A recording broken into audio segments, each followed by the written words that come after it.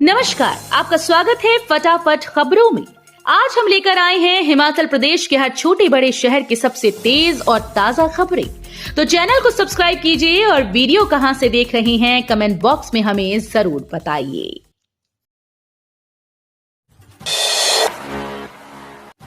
सुक्खू बोले, कमजोर वर्गों को आत्मनिर्भर बनाने को वित्तीय मदद के साथ पेशेवर प्रशिक्षण। मुख्यमंत्री सुखविंदर सिंह सुक्खू ने कहा कि सरकार समाज के कमजोर वर्गों के उत्थान और कल्याण के लिए प्रतिबद्ध है। सरकार ने ऐसे वर्गों के लिए कई कल्याणकारी योजनाएं शुरू की। शनिवार को जारी बयान में मुख्यमंत्री ने कहा कि स्वर्ण जयंती आश्रय योजना के तहत 50,000 रुपए से कम आय वाली अनुसूचित जाति, जनजाति और अन्य पिछड़ा वर्ग के परिवारों को घर के निर्माण के लिए 1.5 लाख रुपए प्रदान किए जा रहे हैं। बीते वित्तीय वर्ष में 1,150 लाभार्थियों को आवास सुविधा हेतु 17.25 करोड़ रुपए खर्च किए गए। सुक्खू ने कहा कि प्रदेश सरकार कमजोर वर्गों को वित्तीय सहायता के साथ साथ पेशेवर प्रशिक्षण भी दे रही है, जिससे वो आत्मनिर्भर बन सके।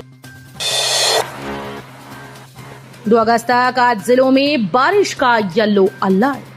हिमाचल में मौसम विभाग का पूर्वानुमान सटीक नहीं बैठ रहा, जबकि बारिश भी कम हो रही है।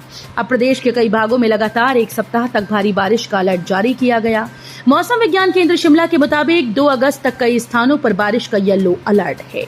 इस दौरान ऊना, बिलासपुर, हमीरपुर, कांगड़ा, मंडी, शिमला, सोलन व सिरमौर जिले के कुछ भागों में भारी बारिश का येलो अलर्ट जारी किया गया।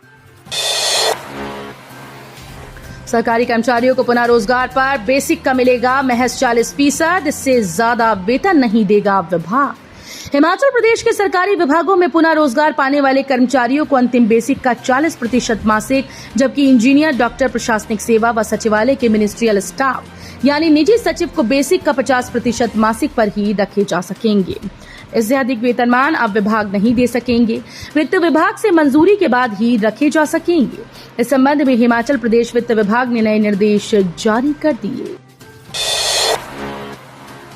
राज्यपाल शिव प्रताप शुक्ल करेंगे अंतर्राष्ट्रीय मिंजर मेले का शुभारंभ। तीसरी आंख का रहेगा कड़ा पहरा। अंतर्राष्ट्रीय मिंजर मेला 2024 का विधिवत शुभारंभ 28 जुलाई को होगा, जिसमें राज्यपाल शिव प्रताप शुक्ल भाग लेंगे। राज्यपाल सुबह 9:20 पर श्री लक्ष्मी नारायण को मिंजर अर्पित करने के बाद सुबह 10 बजे चंबा के ऐतिहासिक चौगान में मेले का उद्घाटन करेंगे। इसके बाद शाम को पहली सांस्कृतिक संध्या में मुख्य अतिथि के रूप में शामिल होंगे। उनका रात्रि ठहराव परिधि गृह चंबा में रहेगा और 29 जुलाई को वो श्री लक्ष्मी नारायण मंदिर की पूजा के बाद कांगड़ा के लिए रवाना होंगे। वहीं विधानसभा अध्यक्ष कुलदीप सिंह पठानिया 29 जुलाई को दूसरी सांस्कृतिक संध्या के मुख्य अतिथि होंगे। मुकेश अग्निहोत्री बोले, जीएस बाली के नाम से होगा धर्मशाला बस अड्डे का नामकरण। उप मुख्यमंत्री मुकेश अग्निहोत्री ने कहा कि धर्मशाला बस अड्डे का नाम पूर्व मंत्री दिवंगत जीएस बाली के नाम पर रखा जाएगा। शनिवार को नगरोटा बगवा में जीएस बाली की स्मृति में आयोजित 4 दिवसीय बाल मेले के समापन पर बतौर मुख्य अतिथि उप मुख्यमंत्री मुकेश अग्निहोत्री ने कहा कि जीएस बाली ने राज्य के विकास में अमूल्य योगदान दिया। अग्निहोत्री ने कहा कि वर्तमान सरकार युवाओं को स्वरोजगार के अवसर उपलब्ध करवाने के लिए कृतसंकल्पित है। युवाओं को प्रोत्साहित करने के लिए राजीव गांधी स्वरोजगार योजना लागू की। इस योजना के तहत परिवहन विभाग ने ई टैक्सी स्कीम लागू की है।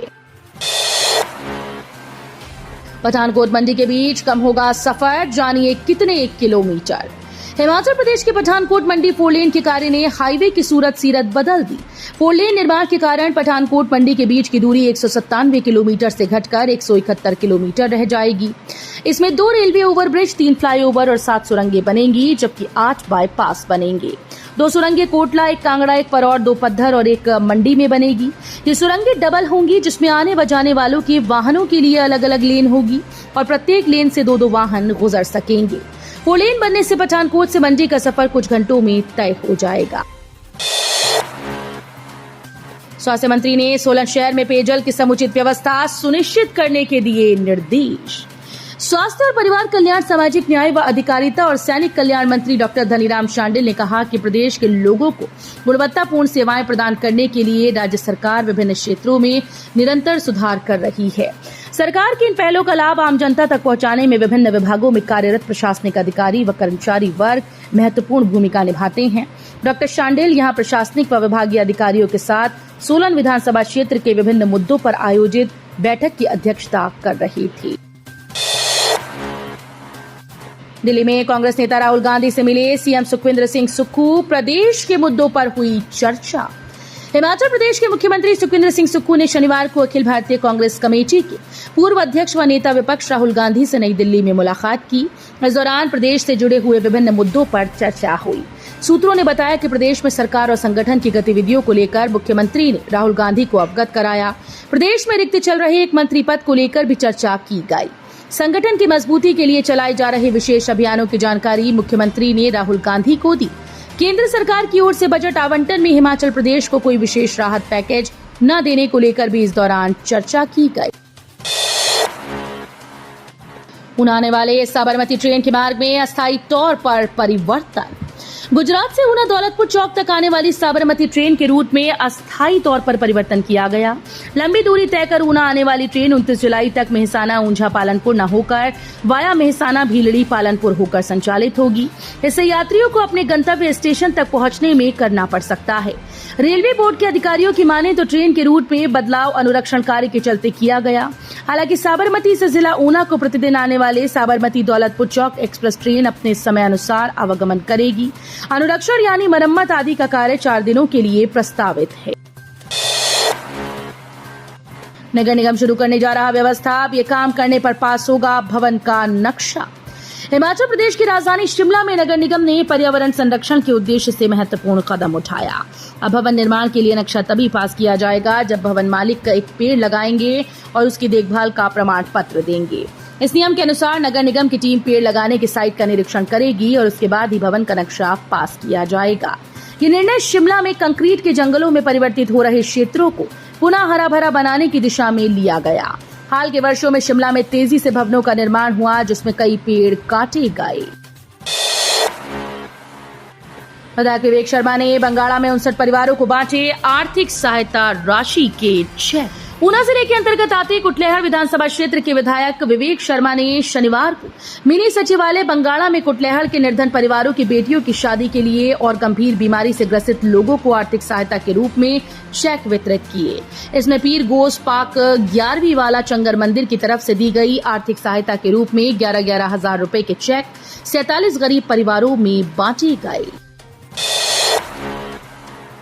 चंडीगढ़ शिमला नेशनल हाईवे पर दबड़ने कार 2 महिलाओं सहित 5 लोग थे सवार। पुलिस थाना परवाणु के अंतर्गत चंडीगढ़ शिमला नेशनल हाईवे पर शनिवार को एक चलती गाड़ी में अचानक से आग लग गई। गनीमत रही कि इस दौरान कार में सवार लोग बाल बाल बच गए। प्राप्त जानकारी के अनुसार उक्त गाड़ी चंडीगढ़ से शिमला की ओर जा रही थी। ठियोग में पुलिस की ड्रग रैकेट पर बड़ी कार्रवाई, 2 और आरोपी गिरफ्तार। ठियोग बाईपास पर चिट्टे की 12.6 ग्राम के पकड़े जाने के बाद पुलिस ने कार्रवाई तेज कर दी। इस मामले में पहले 8 लोगों की गिरफ्तारी के बाद अब 2 और आरोपियों को गिरफ्तार कर लिया गया। इस तरह आरोपियों की कुल संख्या अब 10 हो गई। पुलिस ने गिरफ्तार किए गए आरोपियों की पहचान रक्षित चौहान पुत्र मोहन लाल निवासी गांव ढांगवी कोटखाई और विक्रम पुत्र कन्हैया लाल निवासी छैला ठियोग के रूप में की गई। देश ने खोया एक और जवान, जम्मू में था तैनात, कुछ समय पहले हुई थी सगाई। ग्राम पंचायत भरवाना के वार्ड भुआड़ा नरेलू के 26 वर्षीय सैनिक अजय राणा की बीमारी के कारण मौत हो गई। पंचायत के उप प्रधान आदर्श सूद ने बताया कि अजय 2018 में भर्ती हुए थे। मौजूदा समय में अजय 8 डोगरा रेजिमेंट जम्मू के बड़ी ब्राह्मणा में तैनात थे। तो ये थी आज की फटाफट खबरें। हम मिलेंगे अगले बुलेटिन में, तब तक के लिए धन्यवाद। जय हिंद।